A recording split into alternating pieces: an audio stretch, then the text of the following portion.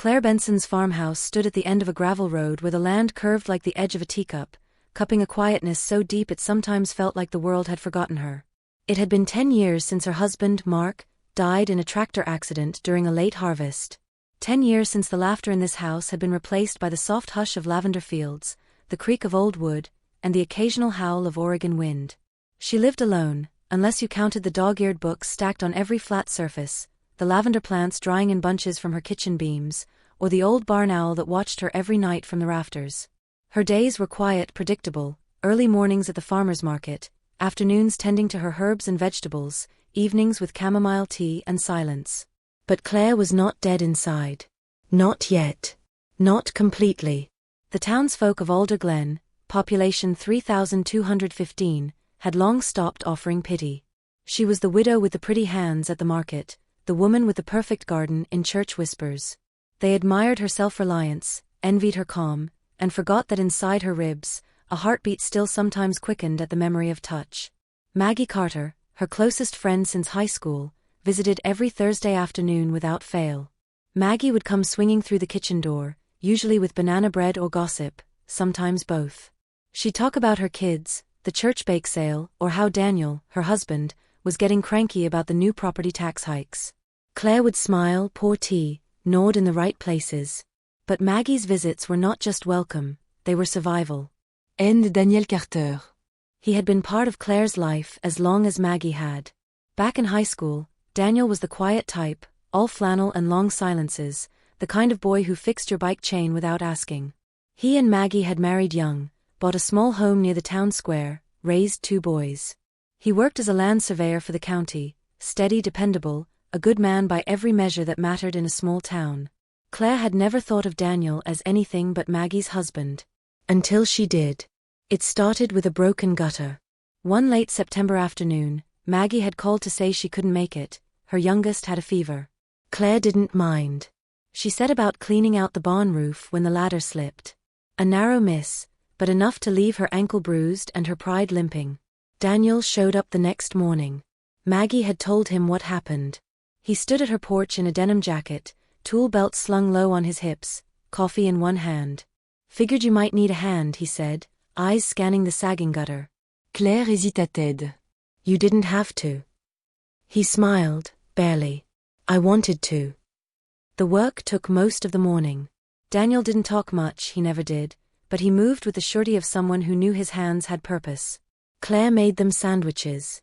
They ate outside, beneath the elm tree, with its leaves just starting to give in to autumn.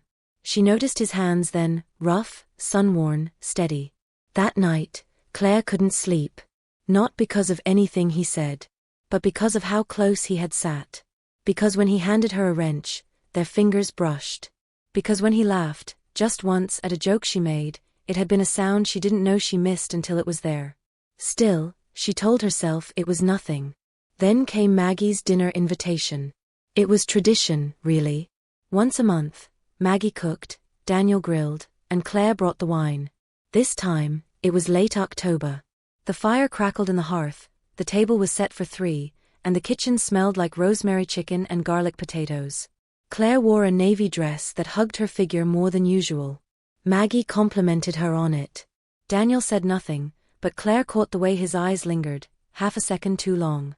After dinner, while Maggie cleared dishes, Claire and Daniel found themselves on the porch. The night air was crisp. Daniel handed her a glass of red wine, their fingers brushing again, this time longer, deliberate. You've kept this place beautiful, he said, nodding toward the fields. It's the only thing that doesn't leave, she replied. He looked at her then, really looked. And in his eyes, Claire saw not pity, not friendship, but recognition. The kiekind. The kind that says, I see you. I feel it too. Claire set her glass down, suddenly flushed. I should go. He nodded, stepping aside. But as she passed him, she felt his breath at her neck. Neither spoke. Back home, Claire stood in front of her bathroom mirror. The woman looking back at her wasn't young, but she was alive. Her collarbone still cooked the light. Her lips still held color. Her body, soft in some places, firm in others, was not a graveyard. That night, she cried. Not from shame, but from the ache of being noticed. Over the next weeks, Daniel found more reasons to stop by. The fence needed fixing. Maggie had sent over some stew. He'd just finished a site visit nearby. They didn't touch. Not yet. But their silences were thicker now. Full of what-ifs. One morning, Claire was at the market when she overheard two women whispering behind a basket of apples. "I heard Daniel Carter's been spending time up at the Benson place," one said. "Alone. Looks that way. Maggie doesn't seem to mind. Or maybe she doesn't know." Claire felt heat crawl up her neck. She left early. At home, she found herself scrubbing the kitchen floor, angry at herself for letting it get this far, for craving something she had no right to. But Daniel kept coming. And Claire, against her better judgment, kept the door unlocked. Until one cold November evening, Maggie called. "I'm stuck in Portland. Freak snowstorm. "Might be overnight." You'll be okay?" Claire said she would. But the house felt larger than usual, too quiet. She lit a fire, poured herself a glass of wine. At 7:12 p.m., Daniel knocked on the door. "I was driving home. Thought I'd check in. You okay?" Claire didn't answer. Just opened the door wider. Inside, the silence was heavier than ever. She handed him a mug of tea. He took it, their hands touching again. When he didn't pull away, neither did she. They sat on the couch, side by side, not touching. For a while. And then everything changed. Claire had not meant for it to happen. If anyone had asked her that morning, if anyone had told her that by midnight she would have crossed a line so clear and final it could never be undone, she would have laughed. But it happened. They sat on the couch in a silence neither of them dared to break. The fire crackled low, casting warm shadow on the all wooden floor. Claire's heart pounded in her chest, not with fear, but with something she hadn't felt in years, anticipation. Daniel sipped his tea slowly, eyes fixed on the fire, his jaw tight. Claire could feel the tension radiating off of him, the barely contained restraint he carried like a second skin. It was the kind of tension that didn't need words. The kind that lived in glances, in quiet, in breath. Finally she whispered, "You should go." He didn't move. Instead he said, "I know." And still, he stayed. The room seemed to shrink. Claire's skin tingled with awareness. Her breath caught as Daniel turned to look at her. There was no pretense in his eyes now. No politeness. No excuses. Just un jet. Sadness.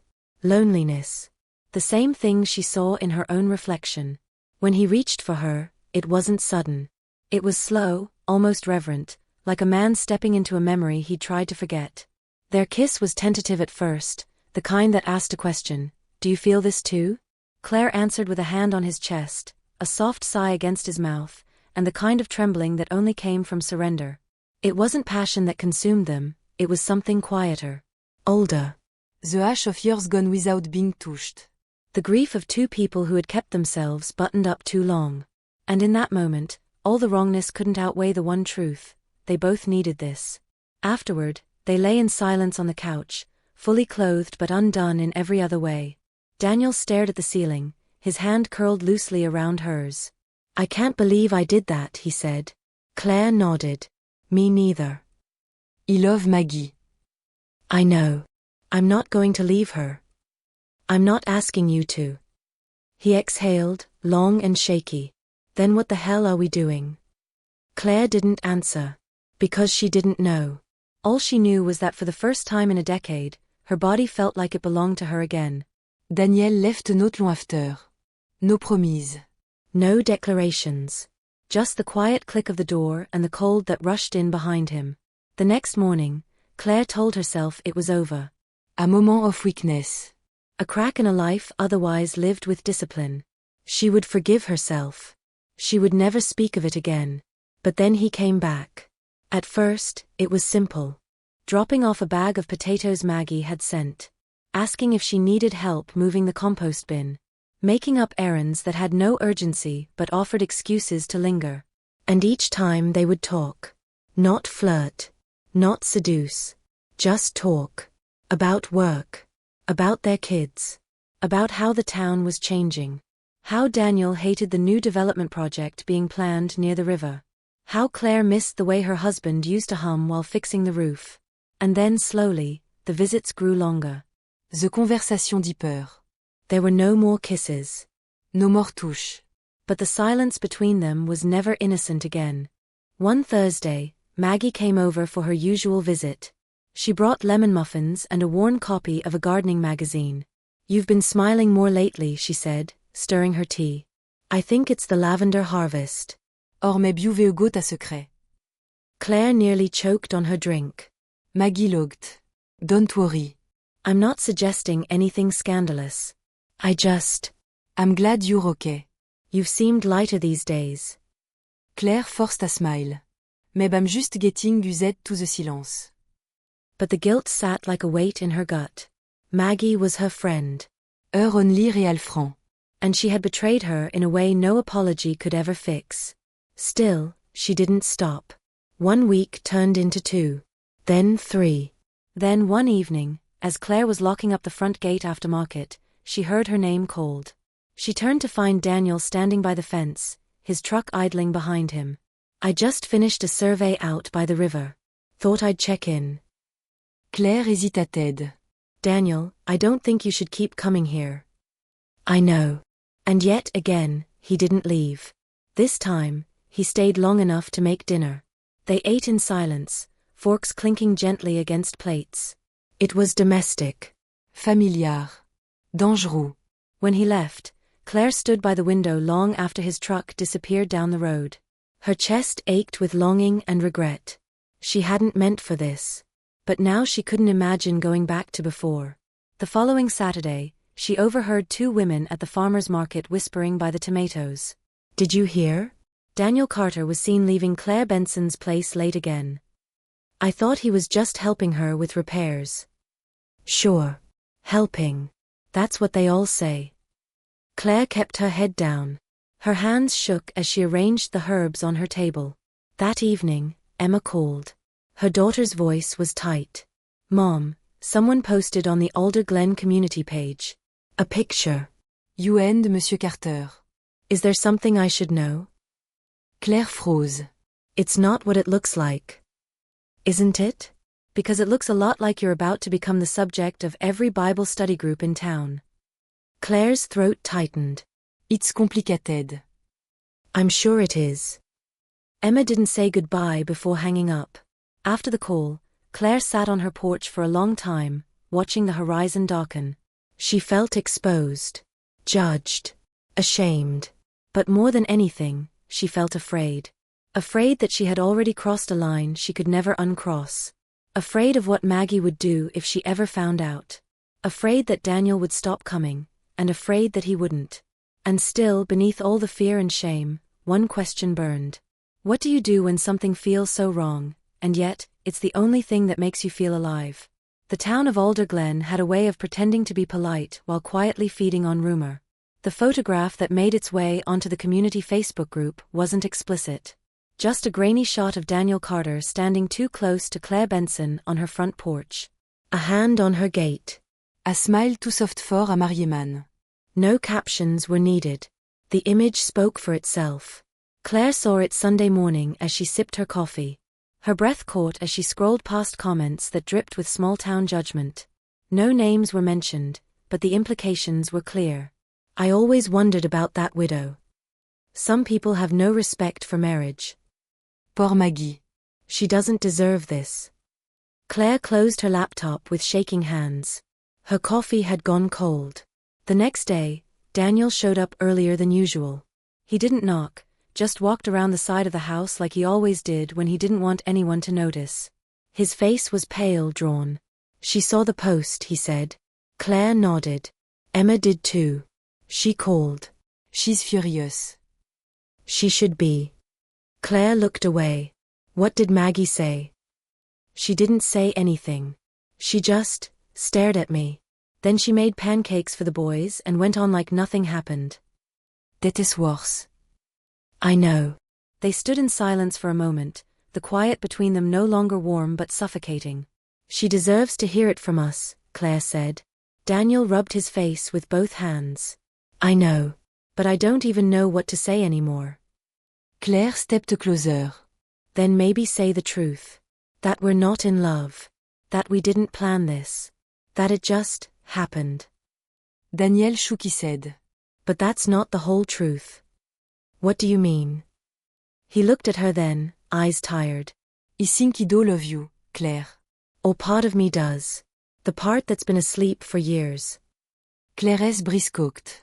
She didn't know whether to feel comforted or shattered. I don't want to be the reason you lose your family. You're not the reason. I am. That afternoon, Claire sat at her kitchen table and wrote a letter. Not to Emma, not to the town, not even to Daniel. To Maggie. She didn't mail it. She folded it and placed it in a drawer, beside the old recipe book Maggie had given her years ago, the one with tea stains and scribbled notes in the margins. That night, she couldn't sleep. Her heart felt too loud in the quiet house. Around midnight, she walked barefoot out into the garden, stood under the cold moonlight, and wept. Not just for what she had done, but for the woman she used to be. The woman who once believed love only came wrapped in vows and gold bands. The woman who believed desire was supposed to die quietly with age. In the following days, things unraveled quickly. Daniel stopped coming. Not abruptly. But the messages slowed, the excuses multiplied, and Claire knew. He was trying to fix what could still be salvaged. Maggie returned to Claire's porch the next Thursday, just like always, but this time, she didn't bring muffins. She didn't even step inside. She stood on the porch, arms crossed, and asked, "Is it true?" Claire didn't pretend. Yes. Maggie blinked. Once. Twice. Then how long? Claire's throat tightened. A few months. It wasn't supposed to.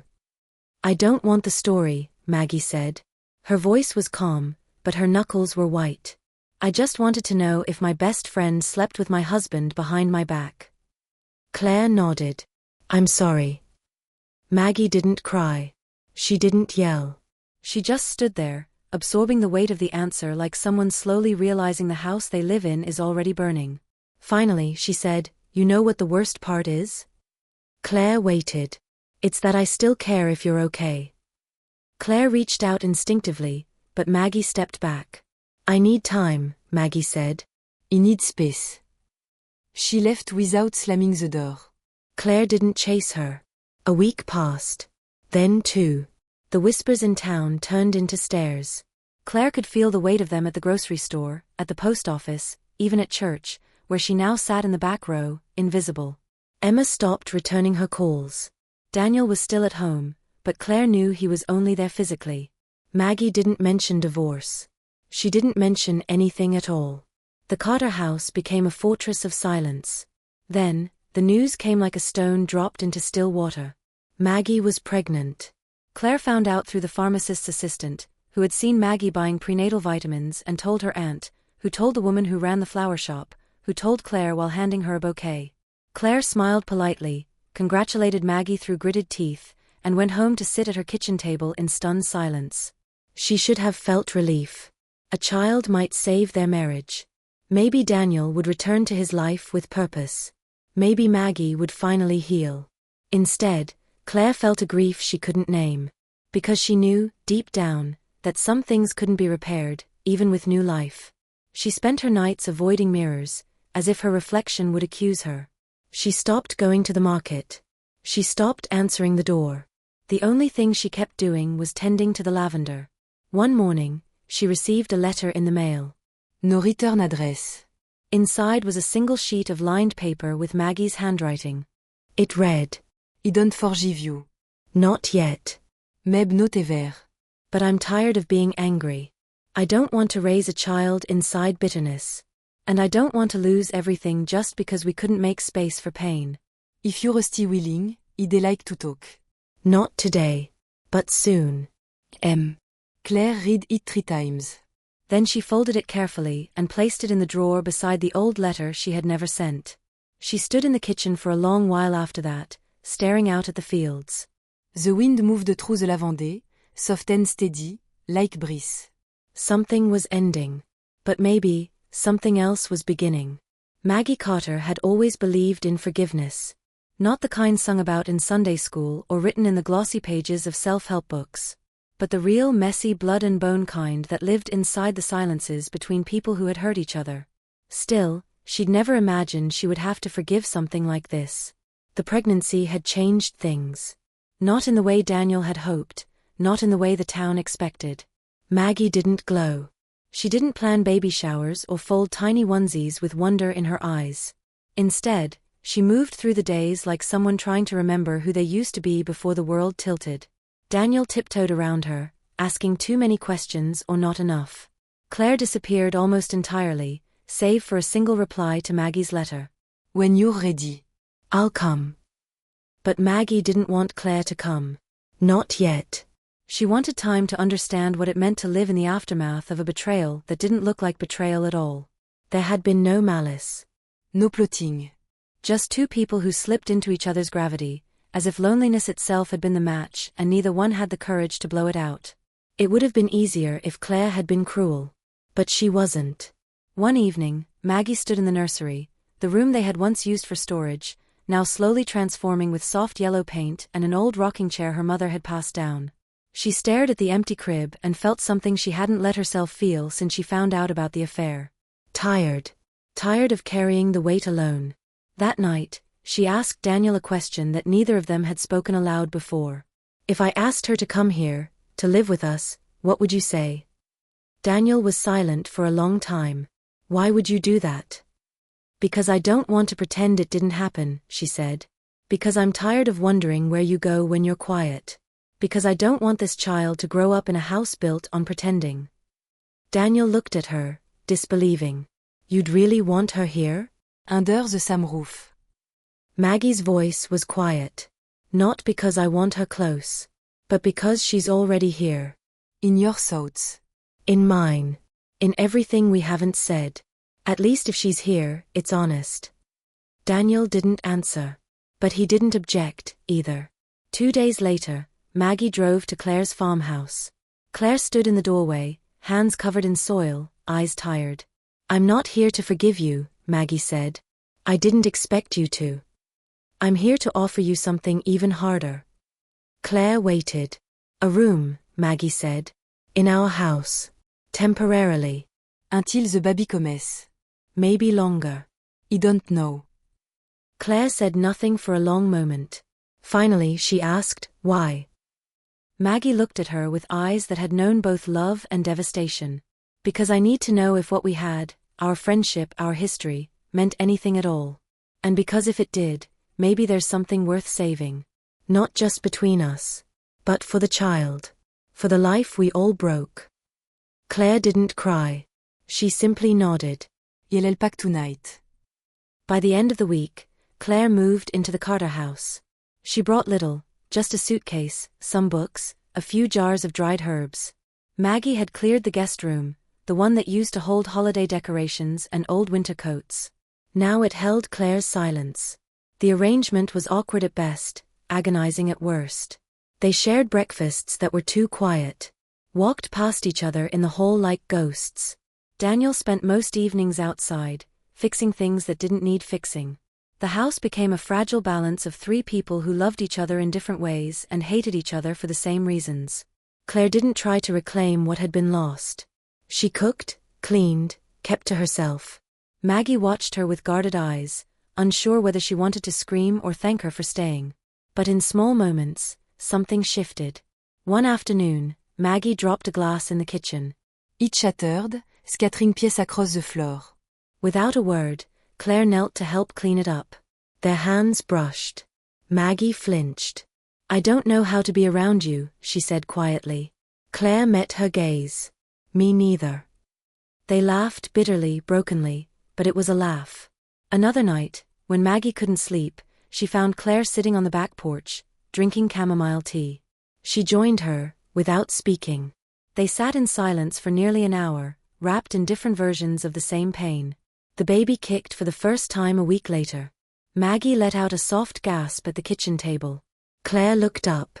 Was that? Maggie nodded, hand on her belly. Yeah, that was real.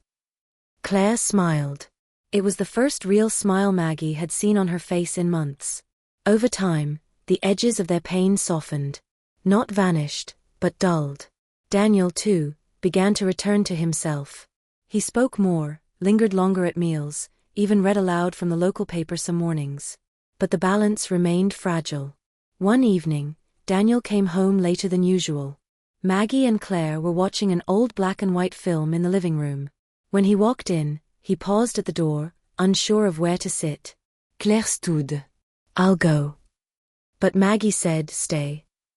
Daniel sat across from them, hands clasped. And for the first time, the three of them shared a moment that didn't feel like penance. It felt like survival. Not the kind where everyone wins, but the kind where no one walks away completely broken. They lived like that for 3 months. A strange, délicate domesticity. Not quite a family. Not qu'étrangère. Something in between. One night, Maggie woke up from a dream she couldn't remember. She walked down the hall to check on Claire, who had left the door slightly ajar. Claire wasn't there. The bed was made. The room clean. A single note lay on the desk. Maggie picked it up. "I never intended to stay forever. I only stayed long enough to prove I could leave without destroying everything. Thank you, for your strength, your grace, your impossible forgiveness. You saved more than you know. Take care of the baby." Tell Daniel goodbye. Claire had packed lightly. She left before dawn. Maggie sat on the edge of the bed, the letter in her hands, and for the first time since it all began, she cried without bitterness. Not because she had lost something, but because something had ended exactly when it needed to. The day Claire Benson left the Carter house, the sky was pale and still, the kind of morning that made the air feel suspended between seasons. She didn't take a taxi, didn't call anyone for a ride. She walked, suitcase in hand, down the winding road that led past the fields and toward the edge of town. No one saw her go. At least, that's what she hoped. Her small storage unit had been paid for months in advance. She retrieved what little she had left from her former life, a few framed photographs, a typewriter she never used, and one box of letters she had written but never sent. Claire didn't go far. She moved east to a quiet town in the Willamette Valley, not quite rural, not quite suburban. There, she rented a small cottage on the edge of a lavender farm run by an elderly couple who barely asked her name. She offered to help with planting in exchange for lower rent, and they agreed without question. In the mornings, she tended rows of soft purple flowers. In the evenings, she read. Sometimes she walked into town for groceries or tea, but most days she kept to herself. She told no one where she had gone. Not even Emma. It wasn't punishment. It was peace. One evening in late spring, a letter arrived for Claire. It had no return address, but the handwriting was unmistakable. It was from Maggie. "I don't know if this will reach you," the letter began, "but I wanted to write it anyway." Claire read slowly. The baby came early. "His name is Owen. He has Daniel's eyes, but his calm comes from somewhere else. I like to think maybe even you. I wasn't ready to be a mother again. I didn't know if I could do it right this time. But he's here, and he's real, and somehow, he makes everything feel possible again. Daniel is trying. He cooks breakfast. He reads Owen's stories with all the wrong voices. We talk more than we did before, though there are still long silences. But they're no longer hollow. Sometimes, I think about the days you were here. How strange it was. How strange it still is. I won't pretend I understand why I invited you in. Maybe I just needed to believe that pain could be shared, that not everything had to be burned down to be rebuilt. You didn't destroy us, Claire. We did that long before you arrived. You just held up the mirror. Thank you for leaving when you did. Thank you for staying as long as you could. Wherever you are, I hope you found what you were looking for." Claire read the letter twice. Then a third time. She folded it carefully and placed it beside the others she had written. The box was nearly full now. Letters to Maggie, to Emma, even to Daniel, though none of them had ever been mailed. She had always believed that words, when left unsaid, had a way of settling in the body like stones. Writing had become her way of setting them down. 2 weeks later, a second letter arrived. This time, from Emma. It was short. "I saw your name listed on a local farmer's market website. I figured it was you. I'm not mad anymore. Just tired. Maybe when I'm ready, I'll visit. Ici like la Vendée." Claire smiled. For the first time in months, Her chest didn't feel so tight. She wrote back the next day. Back in Alder Glen, Maggie sat on the porch swing with baby Owen nestled against her chest. Daniel stood a few feet away, tending to the small vegetable garden Claire had once helped till. It had taken time, so much time, for the three of them to unlearn their pain. For Daniel to stop apologizing with silence. For Maggie to stop measuring every moment by what had been lost. For the house to feel like a home again, even if it now carried a different kind of memory. There was no ceremony. Nos grands réconciliations. Just the quiet, persistent work of building something new on the remains of what had once broken them. Sometimes, Daniel still looked at the guest room door and paused. Sometimes, Maggie still heard laughter that wasn't there. But mostly, they looked forward. One evening, as they sat together watching the sun fall behind the hills, Maggie turned to Daniel. "Do you ever think about her?" He didn't pretend not to understand. "I do," he said. Not the way you said to. "But yes." Maggie nodded. "Me too." They didn't speak again for a long time.